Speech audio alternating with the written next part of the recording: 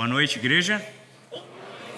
Uma alegria estarmos juntos novamente, dando sequência à nossa série A Redenção da Família.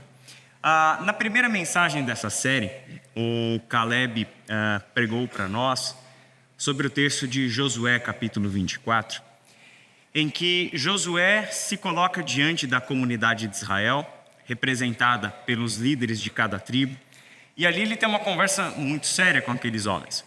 A ideia era que eles até então tinham sido liderados por Josué para entrar na terra prometida, a terra de Canaã, e durante toda essa empreitada eles viveram altos e baixos, viveram os conflitos da guerra propriamente dito, e agora eles estavam de fato se estabelecendo na terra.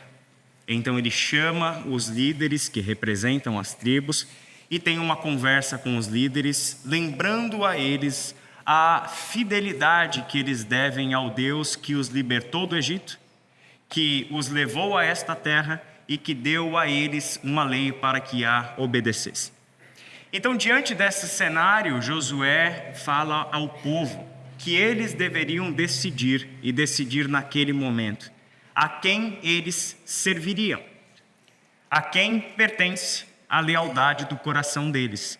Se era aos deuses dos seus antepassados, ou se era aos deuses dos amorreus, ou seja, a cultura com a qual agora eles estavam tendo contato.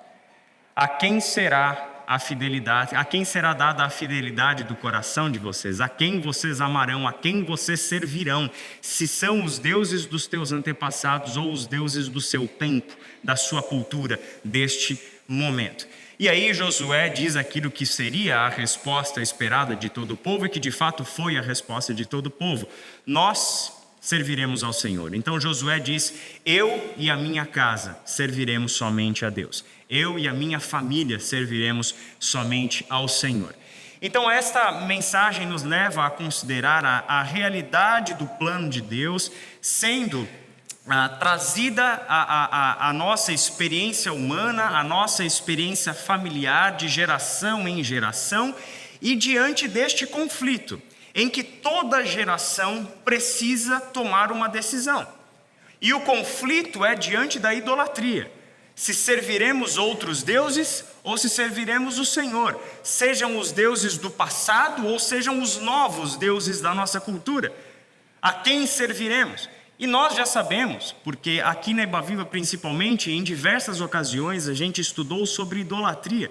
E a gente já sabe que a idolatria não é apenas um boneco feito de madeira, de ferro ou de barro, diante do qual você se prostra, você presta culto, você acende uma vela, você faz um sacrifício ou qualquer coisa isso.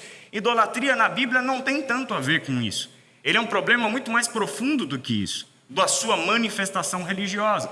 A idolatria tem a ver com os ídolos do nosso coração. Os desejos do nosso coração e que se materializam por meio das idolatrias que nós vamos cultivando ao longo do tempo, ao longo da história. Então a idolatria é a perversão de tudo aquilo que Deus criou de forma perfeita. Deus criou o sexo, mas ele pode ser pervertido. E a relação com o sexo em um amor, em uma devoção demasiada além do normal é idolátrica.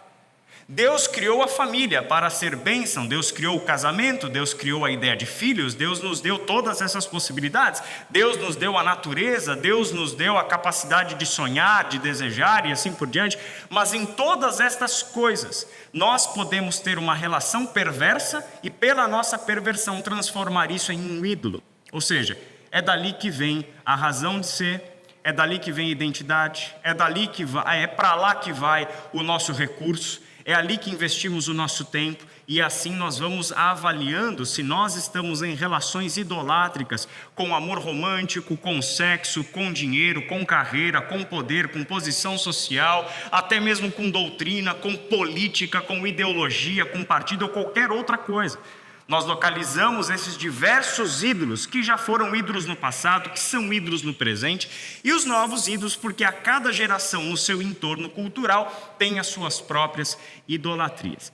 Então, diante disso, nós estamos em uma reflexão que nos leva justamente a considerar a nossa posição hoje, diante daquilo que os nossos antepassados nos legam, nos dão como uma herança e aquilo que também nós encontramos no nosso tempo. Por isso eu quero conversar com vocês sobre um texto que se encontra lá na primeira carta de Pedro, no capítulo 1, do verso 13 ao verso 20. Primeira carta de Pedro, capítulo 1, do verso 13 até o verso 20. E a gente vai conversar sobre esse tema, quando a herança é um problema. Isso para quem tem alguma herança para receber, né? Eu que vim de família pobre, não tenho herança nenhuma, então a herança nunca vai ser um problema e muito menos uma solução, né?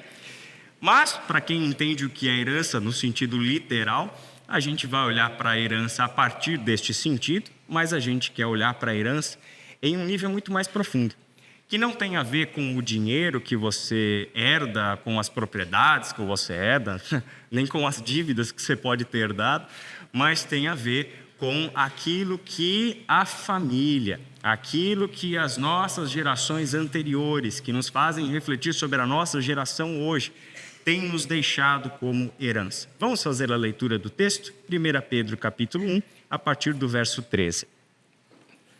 O texto diz assim: portanto, preparem sua mente para a ação e exercitem o autocontrole. Depositem toda a sua esperança na graça que receberão quando Jesus Cristo for revelado.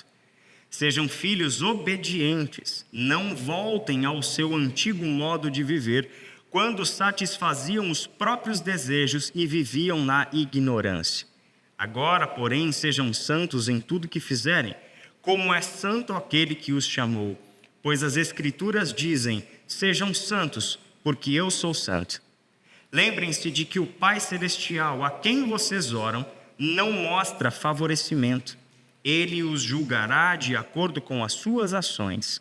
Por isso, vivam com temor durante seu tempo como residentes na terra. Pois vocês sabem que o resgate para salvá-los do estilo de vida vazio que herdaram de seus antepassados não foi pago com simples ouro ou prata, que perdem seu valor, mas com o sangue precioso de Cristo, o Cordeiro de Deus, sem pecado nem mancha. Ele foi escolhido antes da criação do mundo, mas agora, nestes últimos tempos, foi revelado por causa de vocês. Vamos orar mais uma vez? Pai querido, lemos a Tua palavra, estamos diante da necessidade de o Teu Espírito transformar essas palavras em vida em nossos corações. Não apenas queremos entender o que essas palavras dizem, comunicam, mas nós queremos que estas palavras moldem a nossa forma de pensar, dê direção ao nosso coração. Coloque diante de nós um caminho pelo qual nós podemos trilhar, seguros de que neste caminho o Senhor está, de que ali está a sua vontade revelada para nós, como teu povo, como família. É em nome de Jesus que nós oramos. Amém. Antes de nós entrarmos no ponto focal da reflexão da nossa noite, que é justamente aquela parte do texto, versículo 18, quando Pedro fala sobre a maneira vazia de viver que nós herdamos dos nossos antepassados. Antes de nós chegarmos a esse ponto, a gente precisa olhar o entorno desse texto e entender aonde este assunto da herança maldita de antepassados se localiza dentro do raciocínio da carta. E tudo isso acontece diante de um chamado à consciência de que a Igreja de Cristo tem a santidade por vocação. Deus nos chamou para sermos santos como Ele é santo. Inclusive Pedro deixa isso claro. Agora, porém, sejam santos em tudo o que fizerem, como é santo aquele que os chamou. Pois as Escrituras dizem: sejam santos, porque eu sou santo. Este Escrituras dizem de Pedro se refere ao texto de Levítico, onde este imperativo para sermos santos como Deus é santo já aparecia lá na lei. Ou seja, aquilo que valeu para o povo de Deus, o povo bíblico de Israel no Antigo Testamento, permanece válido para a Igreja de Cristo. O plano de Deus, neste sentido, não mudou em nenhum aspecto. Ele continua querendo, desejando, trabalhando para que o seu povo seja santo como ele é santo. Portanto, a santidade não é opcional para a pessoa cristã. A santidade é, na verdade, a natureza da sua fé e a sublime vocação que nós temos como um povo de Deus, de viver em santidade, de buscar em vida essa santidade, de diligentemente colocar santidade nas nossas ações, porque é nisso que fazemos o que esse texto nos chama a fazer, que é sermos santos como Deus é santo. Agora, convenhamos, parece um negócio difícil demais, né? Como assim ser santo como Deus é santo? Existem outros imperativos no Novo Testamento que nos deixam, às vezes, um pouco preocupados, ressabiados até com esse tipo de ideal que é colocado para nós. Por exemplo, Efésios capítulo 5, versículos 1 e 2, quando Paulo diz que, como filhos amados, sejam imitadores de Deus. Uau, imitar Deus? Paulo, você não está exagerando um pouquinho nisso? Como seria possível eu, um mero mortal, cheio de falhas, cheio de dúvidas, cheio de crises, cheio de traumas e tentando viver à base desses traumas, como exatamente eu vou ser um imitador de Deus? Bom, a Bíblia não nos deixa sem resposta e tampouco nos daria tal imperativo se ele não fosse possível. Só que o que a gente precisa entender é que este imperativo jamais será realizável pelas nossas próprias forças somente. Nós não temos esta capacidade em nós, de fato. Nós, pelo nosso próprio recurso, pela nossa própria inteligência, conhecimento, seja lá o que for, nós não podemos atingir este ideal, nós não podemos atingir esse grande objetivo que é a vocação da fé cristã, sermos santos como Deus é santo. Por isso é o próprio Deus quem toma providências para que isso seja possível. E aí o texto, tanto antes quanto depois, fala um pouquinho sobre como a gente atinge esse objetivo. É claro que quando a gente faz a pergunta como ser santo para as Escrituras como um todo, nós vamos ter diversas respostas, diversas maneiras de se entender isso que nós estamos chamando de santidade. Mas nesse texto de Pedro, a gente aprende algumas coisas bem práticas que fazem parte de uma vida em busca de santidade. A primeira delas é termos a mente preparada para agir. Estejam alertas, vigiem, tenham a mente de vocês em prontidão para a ação. Eu gosto demais quando começa dessa forma, porque faz coro a diversos outros textos do Novo Testamento que nos mostram que a santidade desejada começa por uma mudança de mente. Começa por uma mudança de mente. Então, isso já é transformador para nós. Porque ser santo não é parecer ser santo. Ser santo não é vestir uma máscara de santidade em determinados contextos, certo? Porque isso não é santidade, isso é hipocrisia. Então, ser santo não é a mesma coisa que parecer ser santo. A gente está falando de santidade real, que vem de dentro para fora. Se vem de dentro para fora, então começa aonde? Aonde nós percebemos a realidade, aonde nós, a mente, né, essa capacidade que Deus nos deu ao nos criar, de sermos pessoas que discernem entre as coisas, que percebem a realidade, que leem a realidade, interpretam essa realidade. Somos pessoas que desenvolvem conhecimentos, que usam criatividade, ou seja, Deus nos deu uma mente com todos estes potenciais e Ele quer que esta transformação comece pela mente. Isso é Pedro falando, mas, por exemplo, Paulo, em Colossenses capítulo 3, procurem as coisas que são do alto, ou seja, começa pela forma de pensar. Não deixe que as coisas terrenas invadam a mente de vocês, mas comecem a pensar nas coisas do alto. Paulo, em Romanos capítulo 12, ofereçam os nossos corpos em sacrifício vivo, santo e agradável a Deus. Este é o culto racional de vocês, o culto que tem sentido de vocês. E não se deixem amoldar pelo mundo, mas sejam transformados pela renovação da mente de vocês. O processo de transformação sempre começa com a nossa forma de pensar. A palavra de Deus exerce o papel decisivo, porque nós passamos a pensar, a raciocinar, a discernir a partir da revelação da Escritura. Não a partir mais do que o meu coração manda, não a partir mais do que a cultura me dá como proposta, não a partir mais do que os ídolos do passado ou os ídolos do presente me propõem viver, mas de aquilo como que Deus nos revelou como sua vontade para que vivamos segundo ela. Começa dentro deste processo. E aí eu gosto, outra coisa de Pedro, que vocês perceberam que eu gosto de muita coisa de Pedro, né? Aqui ele está falando que não para o processo na mente, ou seja, não é apenas um processo mental no sentido cognitivo e reflexivo, mas é uma mente preparada para a ação. É uma mente capaz de agir, e agir, evidentemente, de forma correta, de acordo com a santidade deste Deus, que está nos chamando para agir, para viver em santidade, assim como Ele é santo. O texto também nos propõe o domínio próprio, o autocontrole. Exercitem o autocontrole, tenham um domínio próprio. E aqui é uma chave muito bonita que esse texto nos dá, porque o domínio próprio é o elemento que nós não temos em nós mesmos. Não é apenas o domina-te a ti mesmo, da filosofia e etc. Não, é um domínio próprio como fruto do Espírito.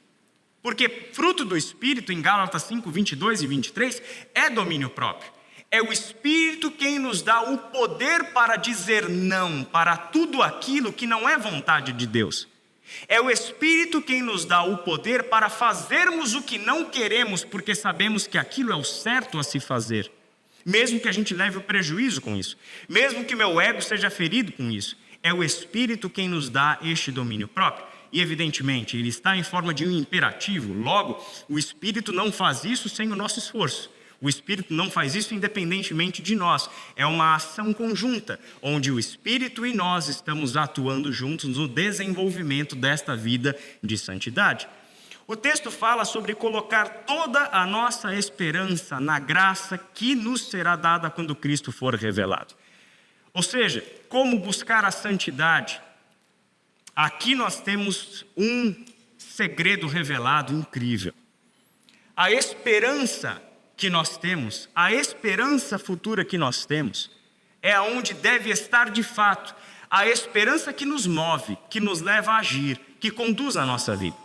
A nossa esperança não está nas circunstâncias. A nossa esperança não está nas propostas que os ídolos nos fazem e que nós decidimos servir a estes ídolos porque nós aceitamos essas propostas. Porque estas propostas nos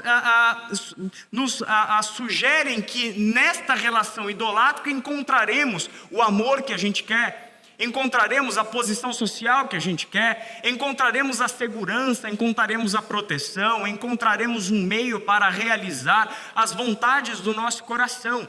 E nos deixamos sujeitar a idolatrias que são escravidões, porque colocamos a nossa esperança nas circunstâncias. Mas tem uma coisa que todos nós, eu acho que a gente de alguma maneira já experimentou. Coloque as suas esperanças nas circunstâncias, nas pessoas, nas coisas, que você vai ser frustrado. Que você vai se frustrar. Mas dia menos dia a experiência de frustração vai chegar. Porque estas coisas que nós conhecemos, que nós produzimos enquanto cultura, não são capazes de sustentar a esperança de uma vida. Esperança que dá sentido. Esperança que nos faz levantar da cama e dizer, vale a pena viver apesar de todas as dificuldades. Vale a pena continuar em frente, porque eu sei que o meu Redentor vive, e eu sei nas mãos de quem está o meu futuro. Se você colocar a sua esperança no dinheiro e naquilo que ele promove, se você colocar a esperança em um cenário que você julga como ideal de política, de economia e de sociedade, você vai se frustrar. Por isso, não coloque a sua esperança nas circunstâncias, mas coloque a sua esperança na graça de Deus, que há de ser revelada quando Cristo for manifesto. Ele fala sobre sermos filhos obedientes, porque a obediência também é parte fundamental da vocação do povo que caminha com Deus. O povo de Deus é um povo chamado à obediência a Deus. E o faz, ou seja, exerce obediência, pratica a obediência, não na condição de um escravo, mas na condição de um filho. É como um filho andando com o seu pai, que cultivamos com Deus uma relação de submissão, de obediência a Ele. Isso é muito importante porque todos os mandamentos de Deus que nos são dados visam a vida e a liberdade, e jamais a escravidão. Vamos lembrar desse povo que está lá diante de Josué conversando. Qual é a memória recente que esse povo tem de toda essa trajetória que eles têm de travessia do deserto e assim por diante? Um Deus que se revelou a ele cumprindo a sua promessa dada aos seus patriarcas, um Deus que está cumprindo a promessa, libertando eles do Egito e levando eles para a terra prometida, e no meio de todo esse processo, esse Deus está revelando que ele é confiável, que vale obedecê-lo. Ele deu a sua lei para este povo. Quando nós aprendemos sobre os 10 mandamentos, Êxodo capítulo 20, normalmente a gente aprende a partir do primeiro mandamento: não terás outros deuses além de ti, etc. Então a gente vai aprendendo a lista dos 10 mandamentos. Eu aprendi os 10 mandamentos num flanelógrafo, numa sala de escola bíblica dominical. Quem aqui sabe o que é flanelógrafo? Vocês são muitos novinhos, pelo amor de Deus. Me achei velho agora, gente, sinceramente. Vocês não sabem o que é flanelógrafo? Alta tecnologia, era touch. Era incrível. Mas eu aprendi com as 2 tábuas da lei, né? 6 mandamentos que regulamentam a nossa relação horizontal, 4 mandamentos que regulamentam a nossa relação com Deus. Só que faltava uma coisa que eu aprendi só muito mais tarde sobre os 10 mandamentos. Que não é apenas os 10 mandamentos, mas é quem dá os mandamentos. Antes de ler cada mandamento, nós deveríamos ler o prólogo dos 10 mandamentos, que são os versículos 1 e 2 do capítulo 20 de Êxodo. Porque como que começa Deus dar o mandamento para o seu povo? E Deus nos falou todas estas palavras: eu sou o Deus, o seu Deus, eu sou o Senhor, o seu Deus, que te libertou da terra do Egito, da terra da escravidão. Então não tenham outros deuses além de mim. Qual é a função do mandamento? Não é escravizar um povo que era escravizado. Deus não tirou escravos, escravizados do Egito para escravizá-los em uma outra terra. Deus preza pela liberdade, e é para a liberdade que Ele nos chama. Obedecer aos seus mandamentos como filhos obedientes é o único lugar onde encontramos a verdadeira liberdade. Porque qualquer obediência que não seja a Deus é escravidão. É escravidão dos ídolos do nosso coração, dos ídolos da nossa cultura. É escravidão dos desejos da nossa carne. O único lugar onde encontramos a verdadeira liberdade é obedecendo ao Senhor, é vivendo em submissão ao Senhor. É isso que Paulo fala em Romanos capítulo 6. Ou seja, vocês não devem mais nada, vocês não devem mais lealdade aos desejos da sua carne, vocês não devem mais submissão a este poder escravizador do pecado que até agora governou sobre vocês e que fez vocês viverem uma vida centrada em vocês mesmos.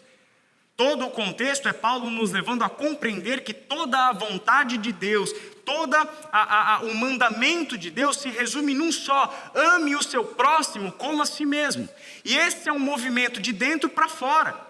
Ou seja, eu já não sou mais senhor de mim mesmo. Eu não vivo mais em causa própria. Eu não vivo mais para fazer aquilo que eu julgo certo. Eu não estou mais nesse mundo esperando que os outros me sirvam. Não, assim como Cristo, eu estou no mundo para servir o meu próximo em amor. É nessa direção que a gente vai. Só que para que isso aconteça, você não pode mais ser governado pelos seus próprios desejos. Porque os seus próprios desejos vão dizer, aquela vozinha desgraçada na nossa orelha, né? Cuida de você, porque se você não cuidar de você, ninguém vai cuidar. Né? Faz o seu, busca os seus interesses, faz a sua vontade, realiza o seu desejo. Viva do jeito que você quiser. Não preste satisfação a ninguém, faz o que seu coração mandar. Você já ouviu essa vozinha ou não? Deve estar ouvindo até agora, né? Pois é. Isso está lá, latente. Mas Ele nos chama a não colocar a nossa vida, o nosso corpo, a serviço do pecado, mas nos oferecermos totalmente, integralmente, como instrumentos da justiça de Deus. E por fim Ele fala que nós devemos recusar voltar à vida dirigida pelos próprios desejos. Lembrando que nós fomos resgatados, a gente vai falar um pouquinho mais sobre isso. E aqui é o imperativo para nós. Se você foi tirado do Egito, não tente voltar para o Egito, porque o Egito te trazia algum conforto, te trazia alguma segurança.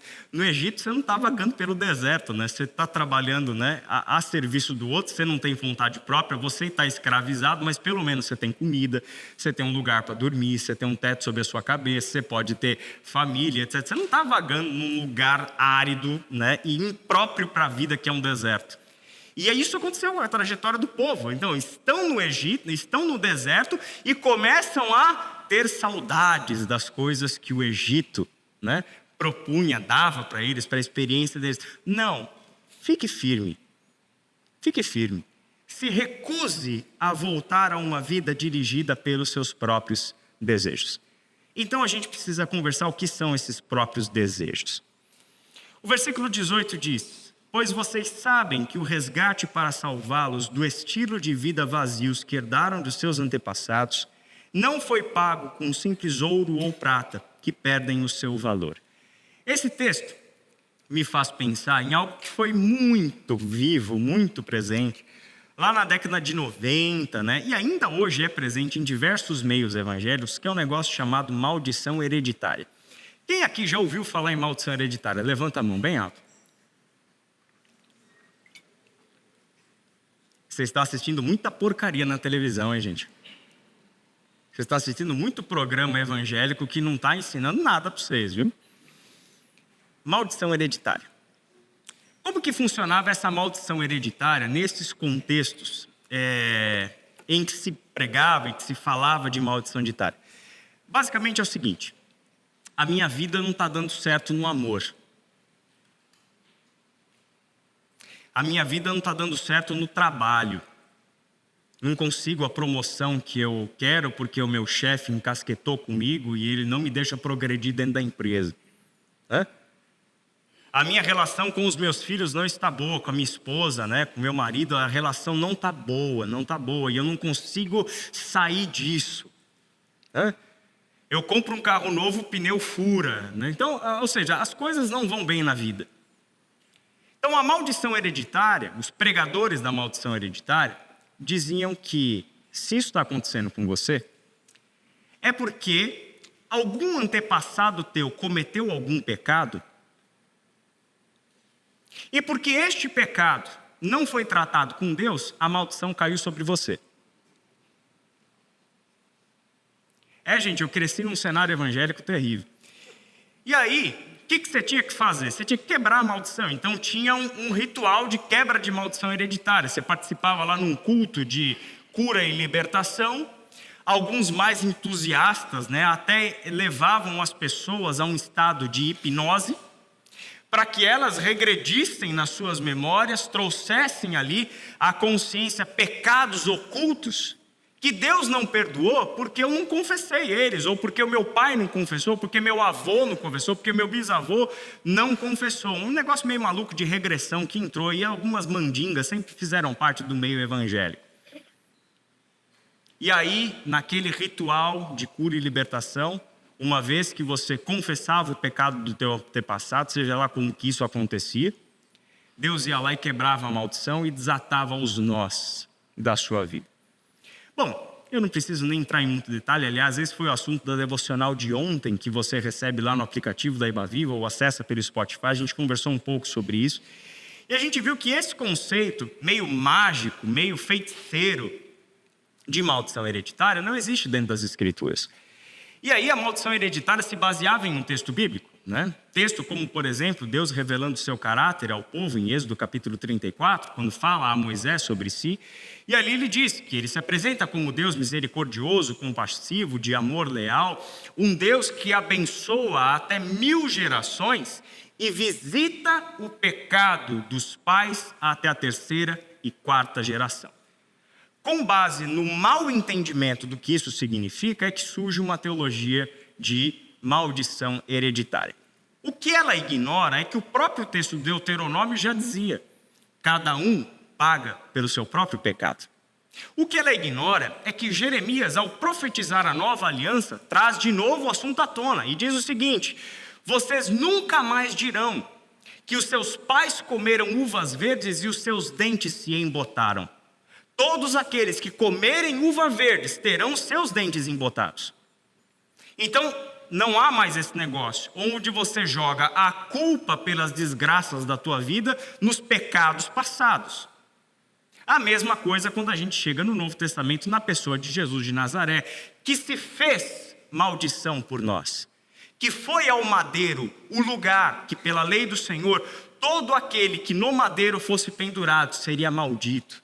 Ele levou a maldição sobre si, ele levou o pecado sobre si, para que nós fôssemos libertos. Se você quer em Cristo, esta ideia, se houve algum dia, ela precisa deixar de existir. E se você acredita em maldição hereditária desse jeito que eu falei, procure o André para conversar essa semana. Tá? Não procure eu não, procure o André para conversar. Mas existe uma outra coisa. Não existe uma maldição hereditária. Não nesse sentido mágico.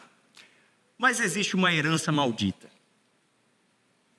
O que a gente está chamando de uma herança maldita? O estilo de vida vazio que herdaram de seus antepassados. O que é o pecado de um pai se manifestar na vida do filho? O pecado do filho se manifestar na vida do outro filho? O que é isso? O que é o pecado ser perpetuado numa família de geração em geração? É disso que se trata. Porque a família é um ambiente. Este ambiente traz consigo a necessidade de decidir entre servir os deuses do passado ou os deuses da cultura. E quando decide servir aos deuses do passado ou deuses da cultura, você pode ter certeza que uma coisa vai acontecer. Você vai ensinar os seus filhos a servirem os mesmos deuses que você serviu. Não foi exatamente isso que aconteceu com o povo lá de Josué para depois Juízes? Depois que Josué morreu, toda aquela geração morreu, surgiu uma geração que não conhecia o Senhor nem o que ele havia feito por Israel. E aí começa o tenebroso período dos juízes, quando inclusive o nível idolátrico era tão grande, tão absurdo, que quando Israel ia para a guerra, Deus lutava contra Israel. E preservava minimamente a vida para dar continuidade ao seu plano. Mas Deus se colocava no exército do inimigo para lutar contra o seu próprio povo. Tal era o nível de maldade presente na vida do seu povo. Então nós estamos falando, por exemplo, que se você foi criado em um ambiente onde o dinheiro é um Deus, e evidentemente que nunca vai ter uma nota de R$200 num quadrinho com velas acesas embaixo e um frango morto por $200. Não é disso que a gente fala. Mas é a maneira como você vive. A maneira como você vive. Se o dinheiro é onde está o teu coração, então você vai ensinar os seus filhos a amar o dinheiro como você amou.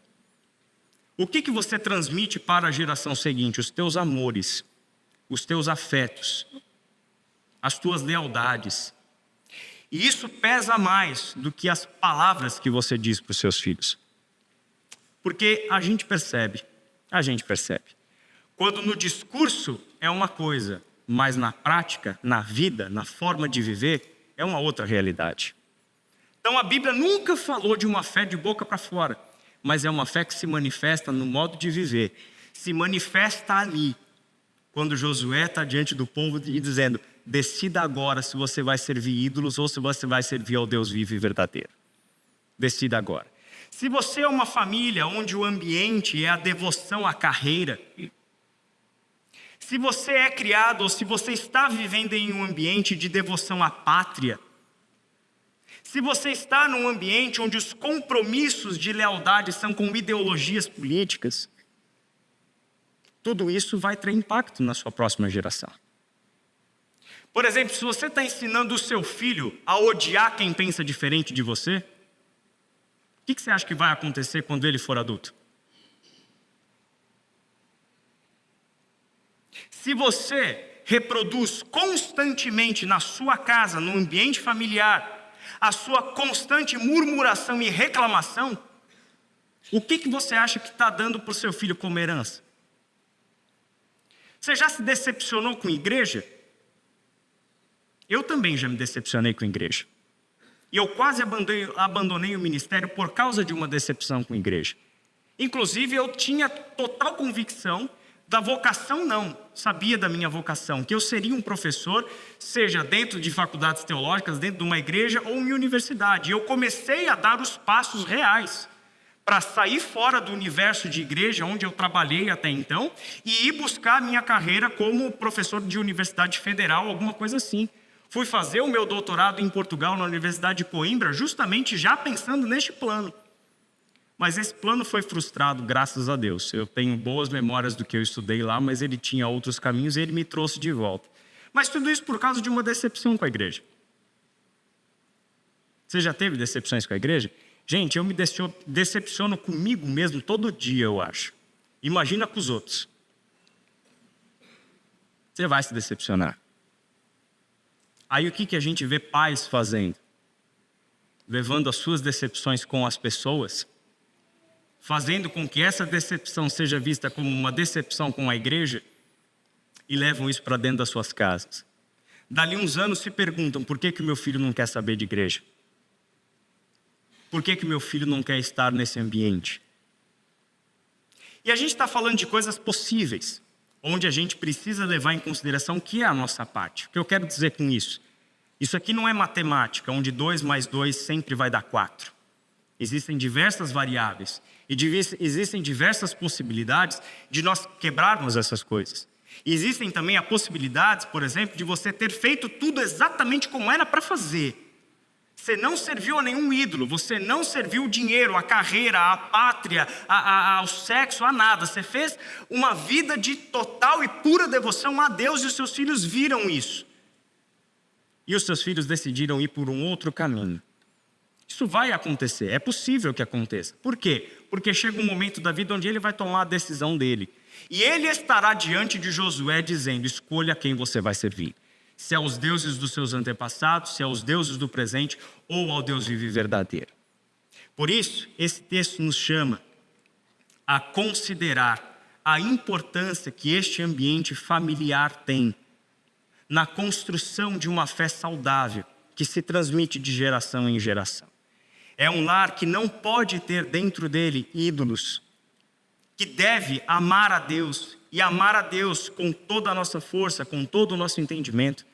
Como a Dani, o Pedro e o Felipe pregaram para nós na semana passada. Aliás, com uma qualidade de pregação muito superior ao André. Inclusive, nós já estamos trabalhando para que o André seja tirado da escala de pregação e a Dani assuma no lugar dele. E ela deixou isso muito claro para nós. O nosso papel. Difícil a gente chegar para os nossos filhos e querer que eles amem a Deus. Aí quando seu filho te pergunta, mamãe, quem foi Abraão? Ah, eu não sei, filho, pergunta para Israel.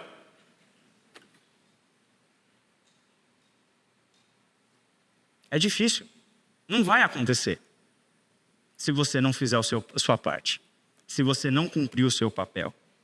Ele diz o seguinte, sejam filhos obedientes e não voltem ao seu antigo modo de viver, quando satisfaziam os próprios desejos e viviam na ignorância.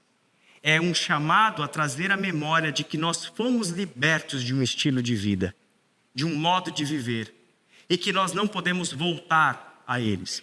Este modo de viver, segundo esse texto, tem a ver, entre outras coisas, com a transmissão de um pai para um filho, de uma mãe para o seu filho. Algum tempo atrás, eu recebi uma ligação de um colega pedindo para conversar comigo. A gente marcou um encontro, a gente foi conversar, e ele inclusive estava muito aflito, ele teve muita dificuldade até de começar a falar do problema dele. Aí a gente orou juntos, ele se acalmou, poeira baixou, o choro deixou ele falar, e aí ele revelou a situação e o motivo da gente estar ali. Ele estava com o seu casamento já marcado, e ele foi descoberto numa relação de infidelidade. E o noivo da moça com quem ele teve essa relação descobriu o caso. E ele estava ali desesperado, com medo do cara matar ele. Tal era a situação. Quando eu vi o tamanho do problema, eu quase mandei ele para o André. Aí, eu fiz aquilo que eu sei fazer. Eu dei o evangelho para ele. Mostrei a realidade para ele. Mostrei qual é o caminho do evangelho para lidar com essa situação. O preço que ele haveria de pagar por conta do erro dele, da decisão dele. Em um determinado momento da conversa, ele me disse algo que me deixou marcado com aquela conversa. Ele disse o seguinte: Israel, sabe o que mais dói no meu coração? É que eu me tornei o meu pai. E qual era a história familiar dele? O pai dele havia traído a mãe dele e saído de casa quando ele tinha por volta de 3, 4 anos de idade, para viver um outro relacionamento. E não só isso, mas o pai continuou neste padrão, onde ele não consegue estar em apenas um relacionamento. Mas os casos extraconjugais continuam presentes na vida dele. E ali está um jovem diante de mim, dando vida a esse texto. Você herdou do seu pai uma maneira vazia de viver. E essa era a dor do coração dele, de ele ter herdado do pai uma maneira vazia de viver. E de manhã, depois da pregação, algumas pessoas vieram conversar comigo, dizendo: Israel, parece que você estava lá em casa, vendo a nossa conversa, ouvindo, porque isso é a minha vida. Deixa eu te falar uma coisa, isso aqui é diário nos consultórios de psicanálise e psicoterapia. Isso está lá todo dia. Esse tipo de problema é constante na história da literatura, do teatro, do cinema. Quer um exemplo clássico? Hamlet. Qual é o enredo de Hamlet? Exatamente, um filho sendo visitado pelo fantasma do pai e vivendo sob a influência do fantasma do seu pai. Se você quiser um exemplo menos cult disso daí, Sons of Anarchy. Gostaram dessa? Chutei o balde agora, né? Mas vocês sabem que Sons of Anarchy, na verdade, é o enredo de Hamlet aplicado a um grupo de motociclistas, a uma gangue fora da lei. É exatamente isso. Um homem movido pelos pecados do seu pai. Um homem que está lá, vivendo o que vive, porque o pai dele o ensinou a viver e habitar esta realidade, e ele não tem forças nele mesmo para conseguir se libertar disso e libertar o clube disso. Isso é comum, isso faz parte, mas isso não é o fim. Tem uma imagem que eu me deparei com ela lendo um livro e que talvez ajude você a visualizar um pouquinho melhor como isso funciona. O que é uma cultura? Você já viu essas plaquinhas, né? Onde micro-organismos são desenvolvidos. Uma cultura é um caldo bioquímico criado sob medida para o desenvolvimento de uma forma de vida específica. Uma cultura adequada e uma boa manutenção deveria permitir o desenvolvimento e a proliferação saudável desses micro-organismos. Eu achei fantástico porque o nome desse negócio é cultura. O que é a cultura? É o ambiente. É o ambiente. É o que circunda. É o que possibilita ou impossibilita o desenvolvimento e a proliferação da vida. Mas de que vida nós estamos falando aqui? Da vida de Deus. A vida eterna que nós recebemos com Cristo. O teu ambiente é favorável ao desenvolvimento da vida de Deus? Ou o teu ambiente é favorável ao desenvolvimento de uma vida idolátrica? Este ambiente, ele é decisivo. Ele é decisivo. Por quê? Uma forma de vida pode não se desenvolver ou morrer em uma cultura. Por duas razões. A primeira delas é que a cultura pode ter sido contaminada. Então, o potinho não foi devidamente selado, ou alguma outra coisa entrou dentro daquele potinho que matou o desenvolvimento dos micro-organismos que ali estavam. Ou pode ser que aquela cultura não constituía a mistura bioquímica certa. Estava errado desde o princípio. A vida não seria possível de se desenvolver e proliferar naquele ambiente. Eu gostei dessa imagem porque ela me leva a refletir sobre os nossos ambientes. Se nós estamos criando o ambiente certo e entendendo que o ambiente certo é um ambiente que ama a Deus. E ama a Deus amando o próximo. E que a partir dessa relação de amor vive de acordo com a palavra de Deus, em submissão e obediência a ela. Mas pode também ser que neste processo algo se introduza dentro desta cultura e a contamine. Os ídolos, você não se liberta deles de uma vez só. Porque você pode se libertar de um ídolo hoje, mas amanhã o teu coração está querendo adorar outro. E está criando outro. É esse tipo de contaminação. Não voltem ao estilo vazio de viver. E esse estilo vazio de viver, onde vocês satisfaziam as vontades da sua própria carne, e isso foi herdado dos seus antepassados. Não voltem a isso. Não permita que isso se contamine. Não permita que isso atinja você dessa forma. Talvez você pode estar aqui e você esteja dizendo, deu errado. Deu errado. A cultura não deu certo. Eu vivi num ambiente familiar que me ensinou a viver de uma forma completamente contrária à vontade de Deus. E até hoje eu sofro para me desvencilhar deste modo de vida. Até hoje eu luto contra mim mesmo, contra o meu próprio coração, para viver aquilo que a gente aprende na palavra de Deus. Pode ser que hoje você se veja correndo atrás de justificar a sua razão de existir por causa de traumas que você teve ao longo da sua vida familiar. Pode ser. São tantas e tantas possibilidades. Se deu errado, é preciso que você se lembre que a palavra de Deus é evangelho.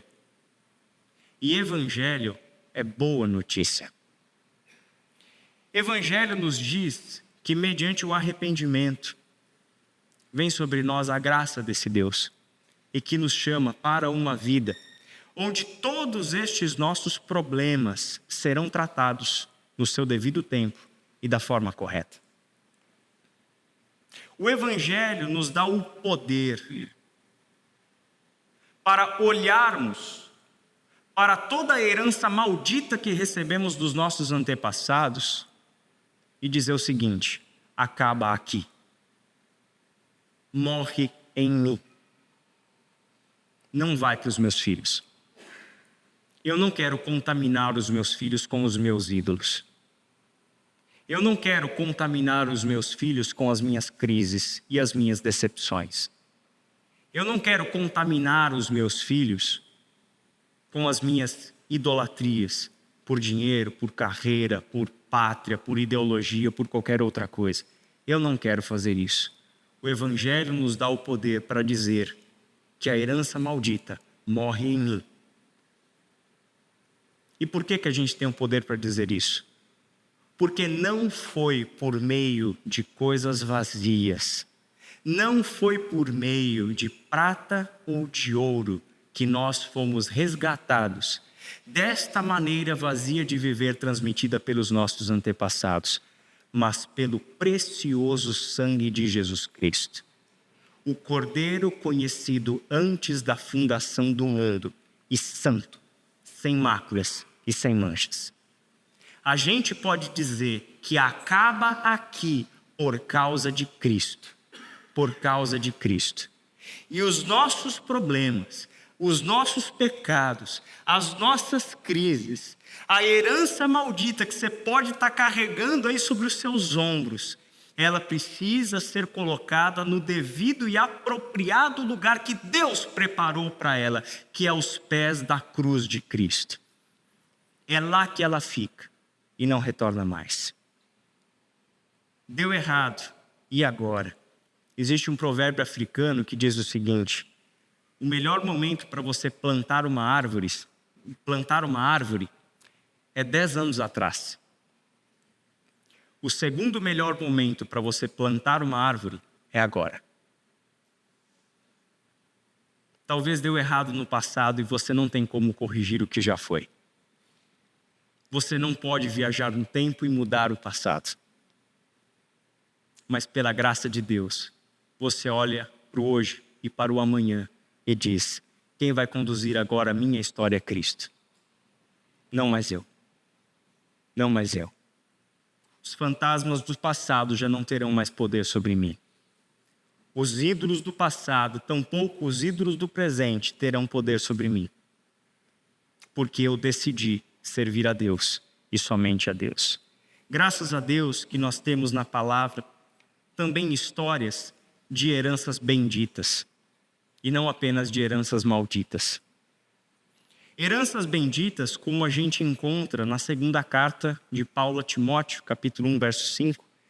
Lembro-me de sua fé sincera, como era a de sua avó Lloyd e de sua mãe Eunice. E sei que em você essa mesma fé continua firme. Isso é um exemplo de uma herança bendita. O que é que Timóteo recebeu na cultura onde ele foi criado? A fé sincera. E o que é mais bonito nesse texto é que não é Timóteo falando, mas é Paulo escrevendo a partir do que ele vê em Timóteo. E ele dizendo para Timóteo: Timóteo, quando eu olho a fé que você tem, esta fé sincera, esta fé não fingida, sabe o que eu vejo, Timóteo? Eu vejo vivendo em você a fé da tua mãe. Eu vejo vivendo em você a fé da tua avó, que criou tua mãe e que criou você. Eu vejo que de geração em geração existem possibilidades de famílias que deixam como herança para os seus filhos o bem mais precioso que pode existir. E o bem mais precioso que pode existir não é você dar para o seu filho carreira, dinheiro, sucesso, bens, propriedades. Nada disso é o bem precioso. Isso é tudo circunstancial.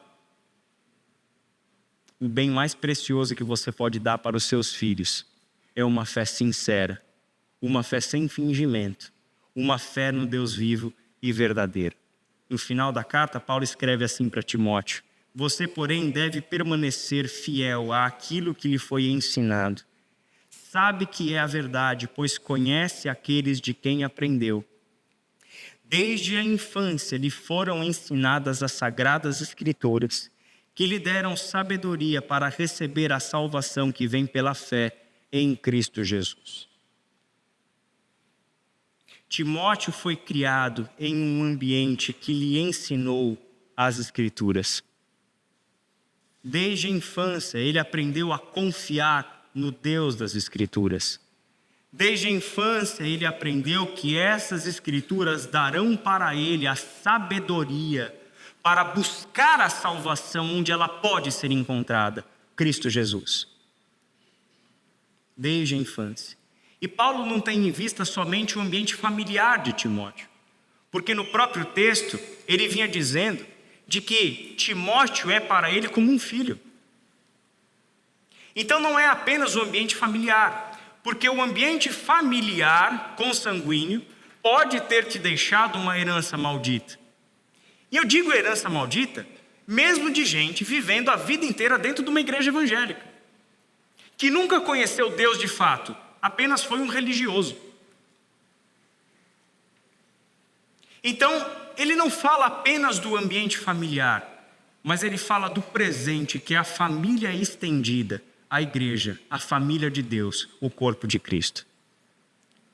Neste assunto, Paulo tem uma presença marcante na vida de Timóteo, porque é Paulo quem o discipula, é Paulo quem o leva para o ministério, é Paulo quem leva ele a esta posição importantíssima lá no tempo do primeiro século.